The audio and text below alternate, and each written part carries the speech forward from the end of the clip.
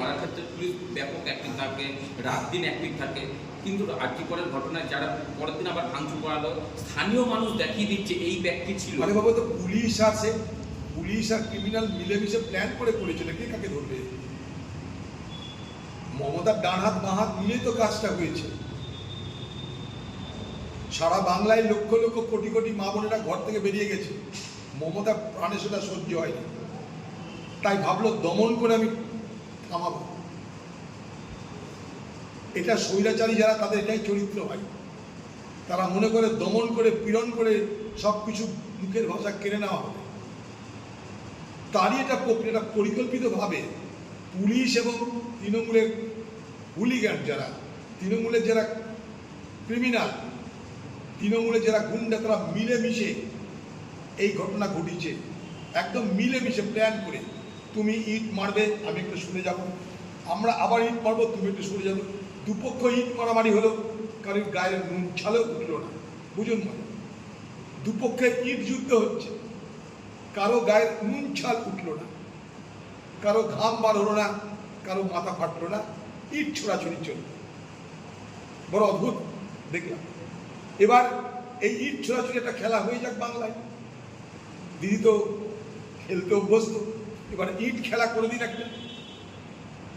ইট খেলা দেখলাম আমরা, ক্রিমিনালরা ইট ছুটছে, পুলিশের গায়ে লাগছে না, পুলিশ ইট ছুটছে, ক্রিমিনালের গায়ে লাগছে না। ওর অদ্ভুত, হাতে ঢাল নেই, কিছু নেই, কিন্তু ইট ছুটবে যখন গায়ে লাগবে। সে পুলিশই ছুড়ুক আর ক্রিমিনালই ছুড়ুক, কারণ গায়ে লাগছে না। আহত নিহতের কোনো গল্প নেই, নুন ছাড়া ওঠার কোনো গল্প নেই, কারণ নুন ছাড়া ওঠেনি। তো কে কাকে ধরবে?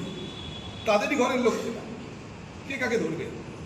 মমতা ব্যানার্জি থামাতে চাইছে, আন্দোলনকারীদের ভয় পাই দিতে চাইছে। আপনি পারবেন না, আপনি পারবেন না। বাংলার মানুষ আপনার বিরুদ্ধে চলে গেছে। হয়তো অনেক এখন সামনে আসেনি, কিন্তু ভিতর ভিতর তারা আপনার বিরুদ্ধে চলে গেছে। আপনি বিশ্বাসযোগ্যতা সম্পূর্ণ হারিয়ে ফেলেছেন। আপনি মানুষকে আর কিছু দিতে পারবেন না।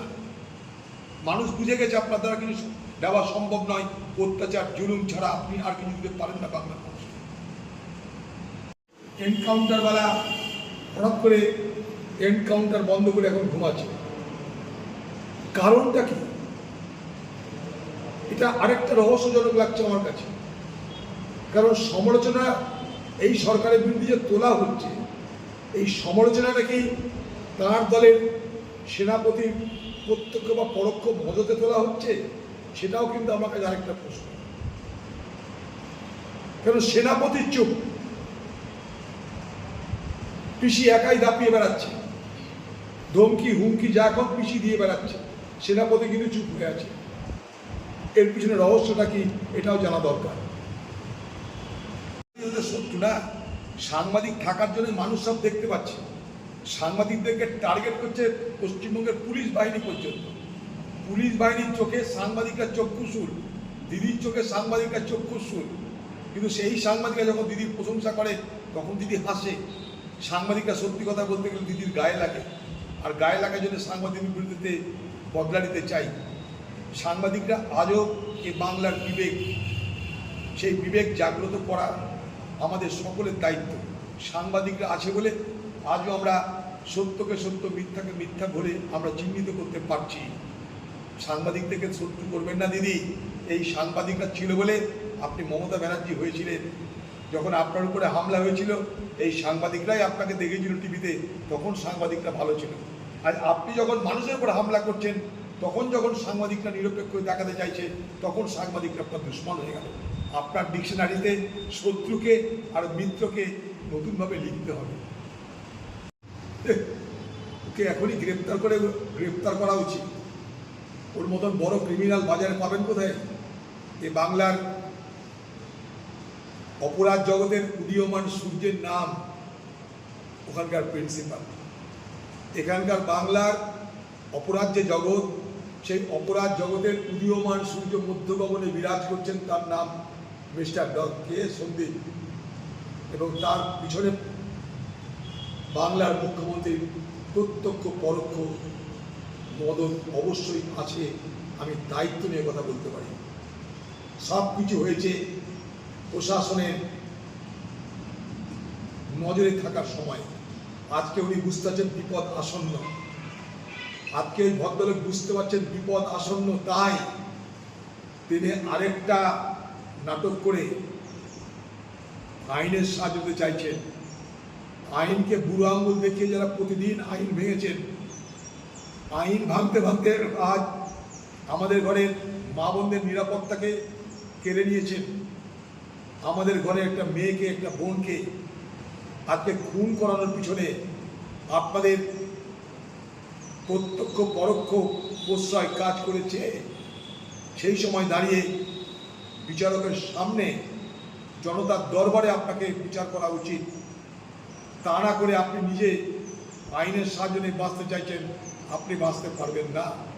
আইন এত দুর্বল নয়, আইনের হাত থেকে আপনাদের মতন অপরাধীরা বেশি দিন জেলের বাইরে থাকতে পারে না বলে আমি দৃঢ়ভাবে বিশ্বাস করি। আপনাদের জেলে যেতেই হবে। আরও একটা মন্তব্য করেছে যে আর্যিকর যা পরিস্থিতি তাকে বন্ধ করে দেওয়াই ভালো। হাইকোর্টের কড়া মন্তব্য, আর্যিকরের রোগীদের অন্য হাসপাতালে পাঠিয়ে দিন। কোন হাসপাতালে পাঠাবে? সব হাসপাতালের অবস্থা এক। এটা জানা গেছে তাই, যেটা জানা যায়নি সেখানেও তাই হচ্ছে, হয়তো কম হয়তো বেশি। সব হাসপাতালে যারা মাথা তারা নিশ্চয়ই সন্দীপ দত্ত নন, এটা আমি দায়িত্ব নিয়ে বলতে পারি। কিন্তু এটাও ঘটনা যে সন্দীপ দত্ত একা তো নন, এটা পশ্চিমবঙ্গ নামক রাজ্যের যে প্রশাসন, সেই প্রশাসনের সৃষ্ট তিক্ত ফল। প্রশাসন আজ বাংলায় তৃণমূলের নেতৃত্বে এক বিষাক্ত বৃক্ষে রূপান্তরিত হয়েছে। বিষাক্ত বৃক্ষ যখন হবে, সেই বিষাক্ত বৃক্ষের ফল সুমিষ্ট হবে, এটা ভাবার কোনো কারণ নেই। বিষাক্ত বৃক্ষের ফল বিষাক্ত হবে, তিক্ত হবে। তাই আজকে যাকে দেখতে পাচ্ছি সন্দীপ দত্ত, সে হয়তো আমাদের কাছে দৃশ্যমান, কিন্তু আমাদের থেকে দৃশ্যমানতার বাইরে বাংলায় যে অপরাধ জগৎ আজকে তৃণমূলের আমলে তুলে পেপে বড় হয়েছে, তার আকার আকৃতি অনেক বড়, সবটা আমাদের চোখের সামনে আসছে না। এগুলো তো রোগের কতগুলো নমুনা, কতগুলো বহিঃপ্রকাশ। এই রোগ সারা বাংলাকে আক্রান্ত করেছে।